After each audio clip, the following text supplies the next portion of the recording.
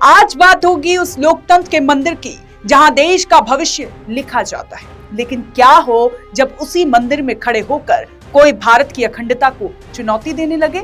श्रीनगर से national conference के सांसद आगा सैयद रूहुल्लाह मेहदी ने लोकसभा में जो कुछ कहा उसने पूरे देश को झकझोर कर रख दिया है। और मैं खुश हूं ये सारा साउथ कश्मीर बने, ये बंगाल कश्मीर बने, ये नॉर्थ ईस्ट कश्मीर बने और इनको पता चले कि कश्मीर के साथ कैसे ज्यादतियां की गई। ये सिर्फ एक बयान नहीं है, ये उस सोच का प्रमाण है जो आज भी कश्मीर को भारत की मुख्य धारा से अलग दिखने की कोशिश करता है।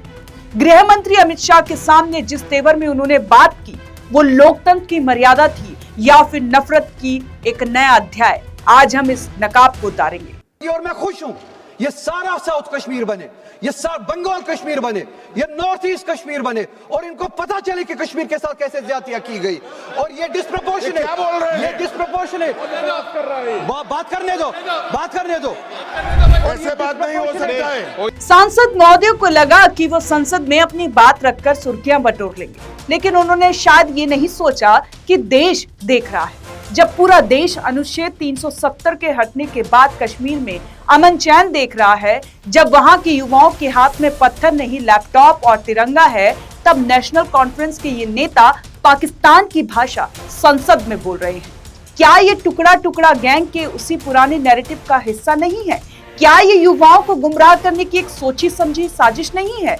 जब सदन में मर्यादा की बात आती है तो आगा रूहुल्लाह जी उसे भूल जाते हैं और विवादित विषयों को तूल देकर अलगाववाद की आग को हवा देते हैं। दोस्तों, समझने वाली बात यह है कि ये लोग चाहते क्या है।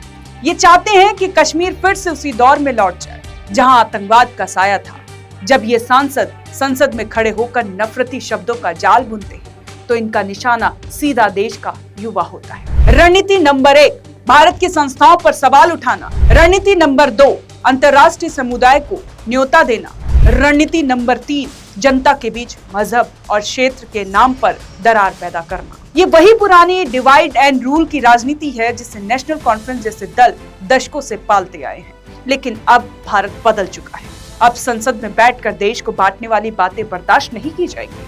अगर रूहुल्लाह मेहदी साहब सुनिए, आप उस संसद के सदस्य हैं जो 140 करोड़ भारतीयों की है। आप संविधान की शपथ लेकर वहां बैठे हैं। जब आप गृह मंत्री के साथ बदतमीजी या तीखी बहस करते हैं तो आप केवल एक मंत्री का अपमान नहीं करते बल्कि उस संवैधानिक प्रक्रिया का अपमान करते हैं जिसने आपको वहां तक पहुंचाया। और मैं खुश हूं ये सारा साउथ कश्मीर बने, ये बंगाल कश्मीर बने, ये नॉर्थ ईस्ट कश्मीर बने और इनको पता चले कि कश्मीर के साथ कैसे ज्यादतियां की गई। आपकी नफरती सोच कश्मीर के उस युवा के लिए खतरा है जो विकास चाहता है। आप संसद में कश्मीर की आवाज नहीं बल्कि अपनी राजनीतिक कुंठा की आवाज निकाल रहे हैं। भारत को तोड़ने की ख्वाहिश रखने वालों का हर्ष इतिहास गवाह है और देश अब जागरूक है। आज का संदेश साफ है, संसद बहस के लिए है, नफरत फैलाने के लिए नहीं।